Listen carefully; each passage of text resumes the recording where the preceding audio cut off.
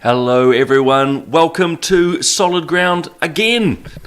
We've been having a whole week of Solid Ground, but today is legitimately, and Catherine has nailed one of the first things I was going to note, which is why I'm wearing a sweater today and fairly informal.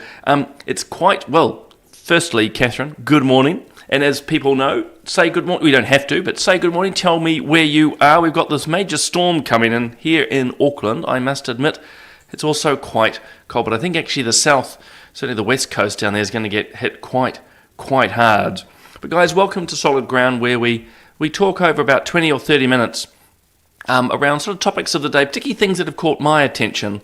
But do know that if you're on the Family First Facebook page or its YouTube channel, you can send messages through to me like this. So good morning to Chris, and we've got lovely Jackie there from Reitihi, and Ofango for Disarray. Good morning. So you can all send through that, but also if you've got anything on your own mind, if there's any questions, obviously anything that I'm saying, but if there's something happening in the world culturally, politically, and of course here in New Zealand, let me know and I'll do my best to answer. So you'll be viewing this across a multitude, let's get the grammar correct, a multitude of channels. But if you want your comments to come live to me here in the studio, comment on the Family First Facebook page or its YouTube channel. And there's Anne-Marie, good morning from Whanganui.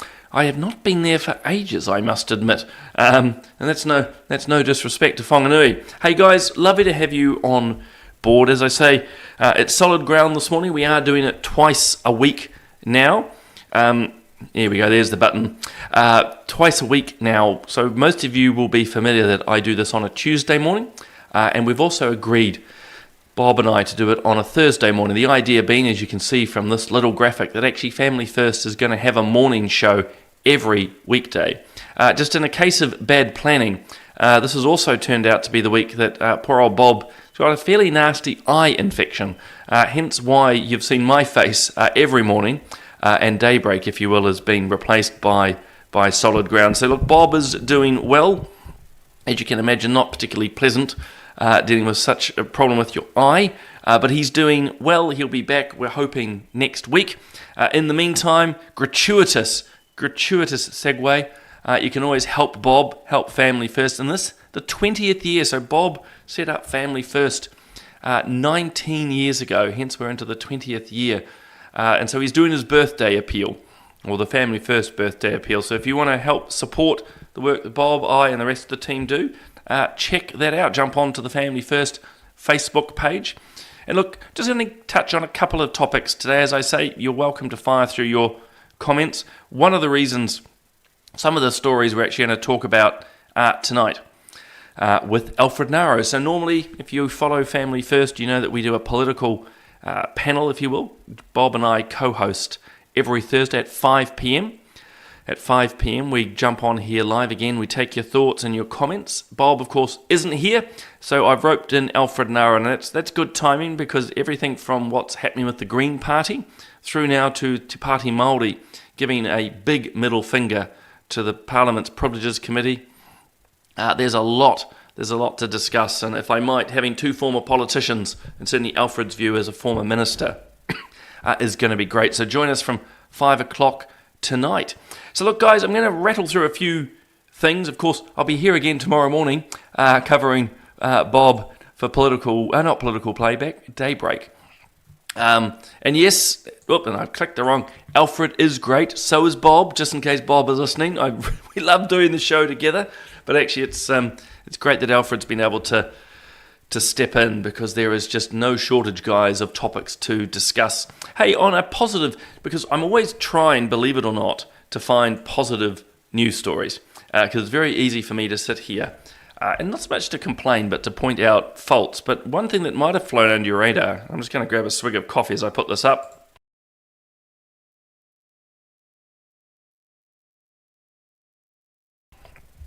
Believe it or not, this is good news, even though it's got the UN there at the top. So before people have conniptions and spit out their tea or coffee, the UN, I think last week or in the weeks prior, has been holding its regular, I don't know if it's annual, but its regular commission on the status of women.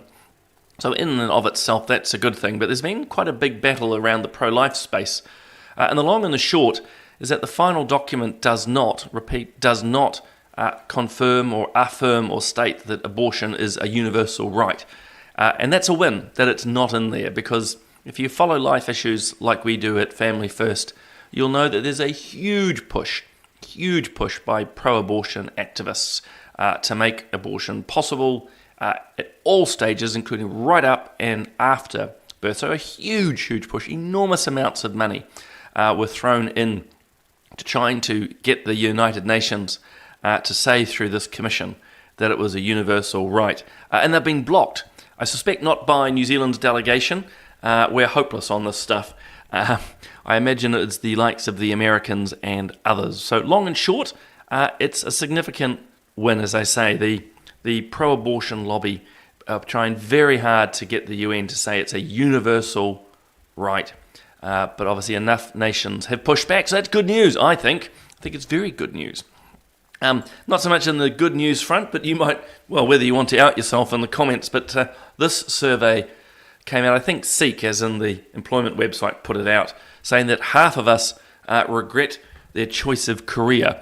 You can let me know if that's true for you or not. I have to say I'm in the 50% that doesn't regret. I've had a fantastic life to date in jobs that I've done, everything from rolling ice creams, health insurance, negotiations, right through to obviously time in Parliament and now working with the likes of Family First. So I'm in the 50% that doesn't regret.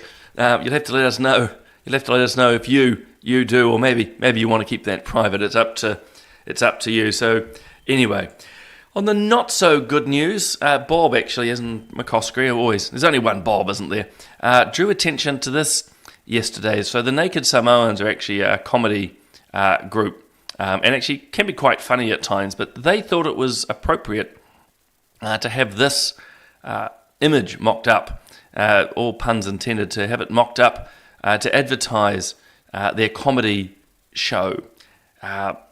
You'll all have different takes, perhaps, but a lot of people, particularly within the Pacific community, have found it quite offensive, and it's all been pulled, which is, again, good news, because what is it about people continuing to mock Christianity? Now let's be clear, and Bob wrote about it too, we can all have a laugh ourselves. I think a bit of satire actually is important, particularly when it comes to things like religion and politics. There needs to be a robustness there. But things are just continuing to be just basically insulting, cheap and stupid. And so, I mean, the fact that this is, and actually Charmaine, you've nailed it, Charmaine. she's taken my line. They haven't learned anything from Paris, where the whole use of drag and innuendo was put across the Last Supper. So here we go again. The Last Supper has been mocked. The concept of the Last Temptation's been mocked.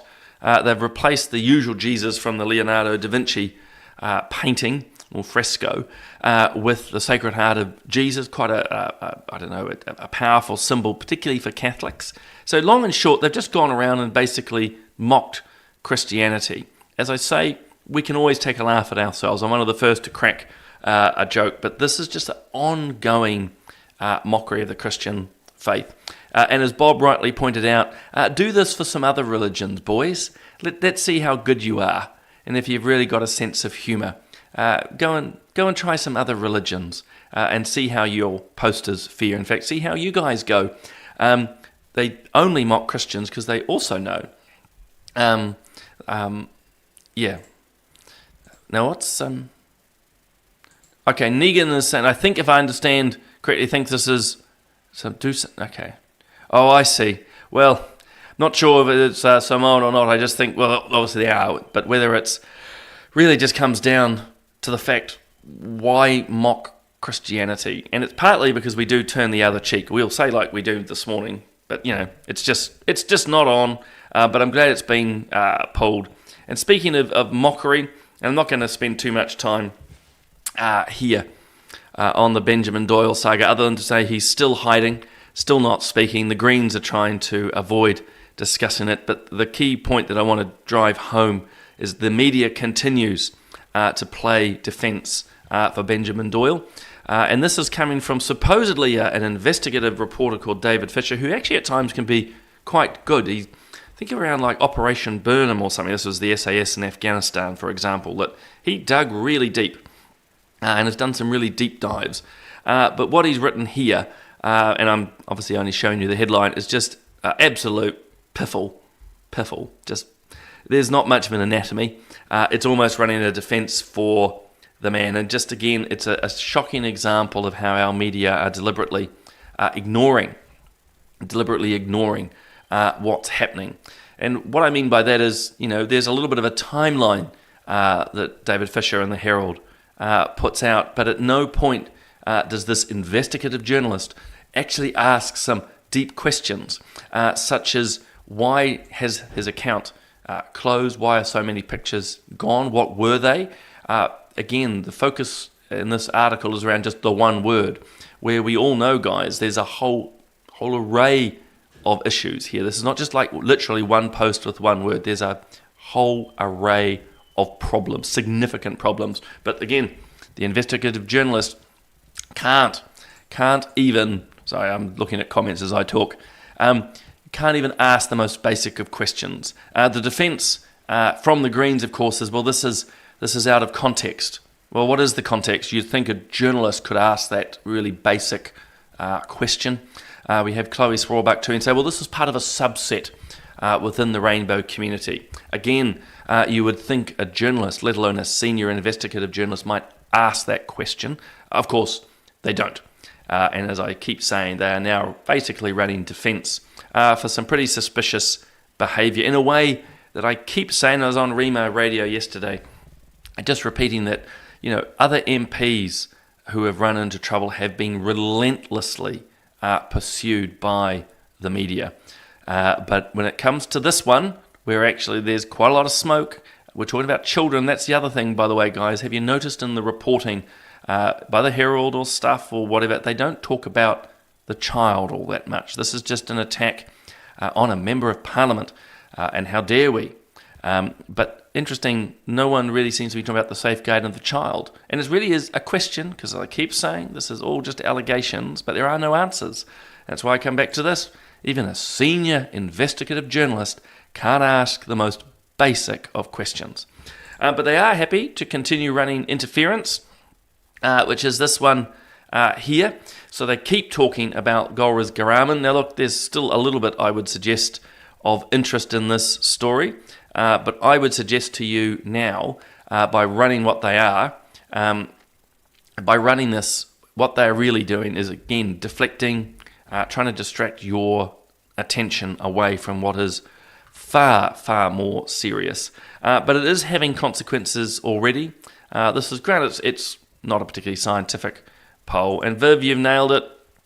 You've nailed it. And now I've blocked it. There we go. Hold on. There we go. But excellent point from Viv. Long and short, this is a non-scientific poll through, is it the Post or Stuff? But you can see there that people are saying this is not a good look. And it's not just Benjamin Doyle. I said the list is as long as your arm of scandals around the Green Party. And they need to, and they must, for their own sake, actually, if I try to be objective, to look at their selection processes in a way that National tried to do when it was having its array of scandals. And by the way, if you remember all the terrible things happening within the National Party, was that about four plus years ago? Or even in recent weeks with a minister who had to resign, the media were unrelenting, chasing the MPs, demanding answers, drilling deeply, which is the exact opposite of what they're doing with this at the moment. As I say, there isn't an anatomy of a scandal because they haven't really gone into any depth, and the scandal they're referencing is not a man posting sexually explicit and innuendo relating to a child repeatedly. The Herald doesn't seem to identify that as a scandal. The use of very troublesome emojis. No, the scandal is that anyone raises the question. So pretty bad. Good morning, Lynette. Lovely to have you join me, as with all of you guys. Welcome along. As I always say, if you've got comments, thoughts, or feedback, you're very welcome. You are very welcome to put them through.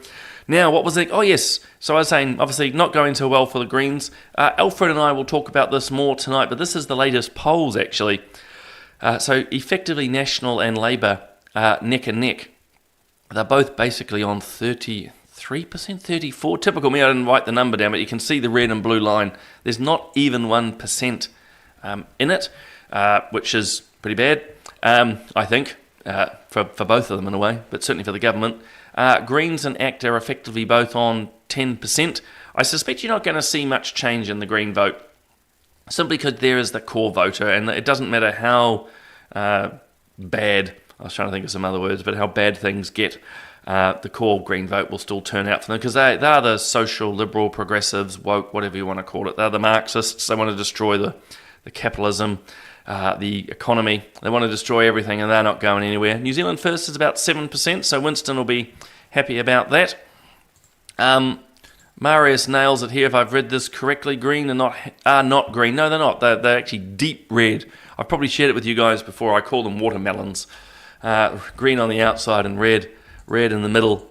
And Victoria, in commenting about the Greens scandal, to say 6 days, and there's still no answers. And you've nailed it. Can I really just actually affirm what Victoria's putting here? It's the basic questions. And this is one of the glaring issues with the whole sorry mess of our media, is they're not asking the basic questions. You know, I'm not expecting them to be in the depth of it. They shouldn't be making untrue allegations either, but they're not asking even the most basic questions. Very frustrating. So as I say, these are the polls, but we'll discuss that more tonight. So political playback tonight with Alfred Naro, obviously the good-looking one in the photo here, not me. We'll be on live here from 5 o'clock. Yeah, 5 o'clock tonight. And Craig is right. But yeah, look, I just think there is 10% of people who are either ignorant of what's going on, Craig, or again, it's just their core voters, in the same way that all political parties, so even when National was going through its, sorry, not picking on National guys, Labour's had all its scandals, the same applies to them. When National was going through its scandals, fortunately that I was not involved with, terrible as it was, the core voters are still there. Hey, look, a last couple of things, again, it really just around media, because these things drive me mad, and it's from overseas, but really, this is a really good question from Natasha. Why are the media not asking? I think they've drunk the Kool-Aid. There's multiple reasons, by the way, Natasha, but they've drunk the Kool-Aid, which is basically that of what they call intersectionality. So there are some groups who are oppressors and some who are victims. And so in this case, they've decided that the rainbow community, or this subset or contextual set of the rainbow community, are victims. So Benjamin Doyle, actually the victim here, of anyone even asking him questions. And so they don't want to touch it. And the way that the woke system works is if you do ask questions, then you get screamed at, yelled at, abused, which you are seeing for some of those people who are already speaking out. As others have noted, a lot of people on X actually have talked about this, are raising the issue. The abuse they get is terrible. So I think, unfortunately, a lot of our reporters are scared of that. And also, I do know, because I've been told, actually, they've been instructed to not report. It's not all in every journalist, not all in every outlet, but you have been told from within the newsrooms, they've been told not to touch this.